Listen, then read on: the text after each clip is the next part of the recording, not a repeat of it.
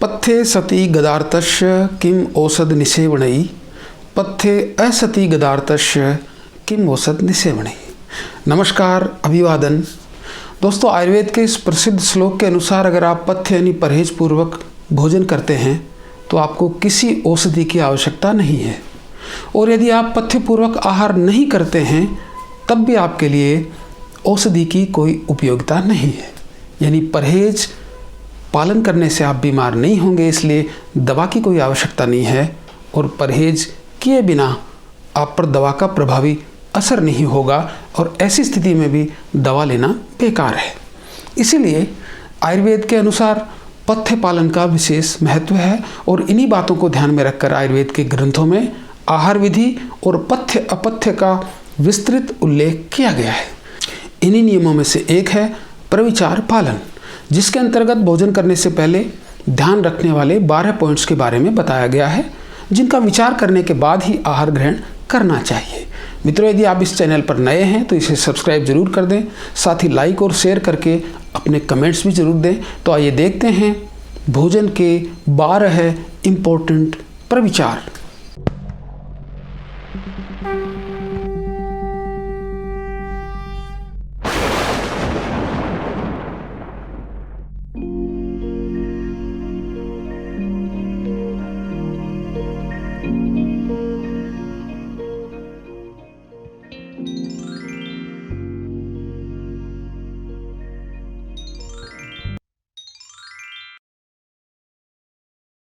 स्वागत है आपका। मैं हूं डॉक्टर प्रमोद पारिक और आप देख रहे हैं ऑल अबाउट आयुर्वेदा। मित्रों, 12 पॉइंट्स में सबसे पहले आता है शीत प्रविचार।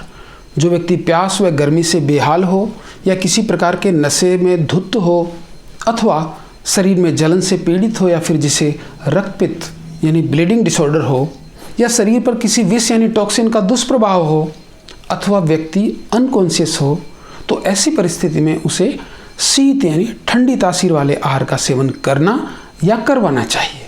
दूसरा प्रविचार है उष्ण यानी गर्म। आयुर्वेद के अनुसार कफ और वायु के रोग से पीड़ित व्यक्ति को विरेचन यानी जुलाब लेकर आंतों की सफाई करने के बाद, या फिर घी, तेल, वसा, मज्जा यानी चिकनाई से भरपूर भोजन करने के बाद, या फिर जिसकी त्वचा में चिपचिपापन रहता हो, ऐसे व्यक्ति को गरम गरम और गर्म तासीर वाला आहार करना चाहिए। तीसरा पॉइंट है स्निग्ध प्रविचार, अर्थात जिस व्यक्ति का शरीर वायु प्रधान और रूखा हो, अधिक व्यायाम से थका हुआ हो, या फिर नियमित रूप से हार्ड एक्सरसाइज करता हो, तो उस व्यक्ति को घी, दूध, मक्खन, मलाई आदि चिकनाई युक्त अन्नपान करना चाहिए। चर्बी से भरे चिकने शरीर वाले व्यक्ति को, प्रमेह रोग से पीड़ित और कफ दोष वाले व्यक्ति को रूखा और ड्राई भोजन करना चाहिए। पंचम प्रविचार है द्रव यानी लिक्विड आहार। सूखे शरीर वाले, प्यास से पीड़ित व शारीरिक रूप से दुर्बल और कमजोर व्यक्ति को लिक्विड फूड देना अधिक उपयुक्त होता है।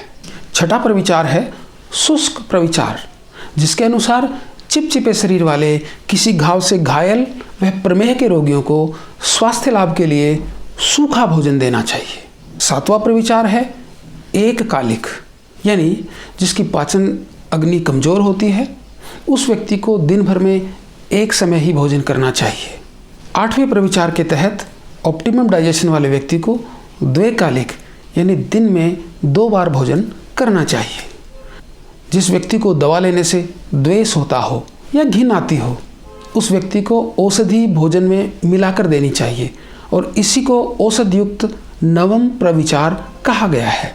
10वें प्रविचार में मात्राहीन, यानी इसके अनुसार रोगी या बीमार होने की स्थिति में व्यक्ति को हल्का और कम मात्रा में आहार ग्रहण करना चाहिए। मित्रों, 11वें प्रविचार के अंतर्गत दोष शामक आहार आता है, जिसके तहत ऋतु के अनुसार आहार का पालन करके दोष के प्रकोप को रोका जा सकता है। और अंत में 12वें नंबर पर आता है वृत्यर्थ प्रविचार, यानी स्वस्थ व्यक्ति को सभी प्रकार का पौष्टिक भोजन ग्रहण करना चाहिए।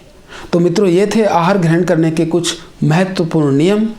आने वाले वीडियो में नियमित रूप से खाए जाने वाले स्वास्थ्यवर्धक आहार के बारे में बताऊंगा, जिसको डेली डाइट में रखकर आप भविष्य की बीमारियों से बचकर स्वस्थ रह सकते हैं। तो आयुर्वेद को और अधिक जानने के लिए देखते रहें ऑल अबाउट आयुर्वेदा। नमस्कार, धन्यवाद।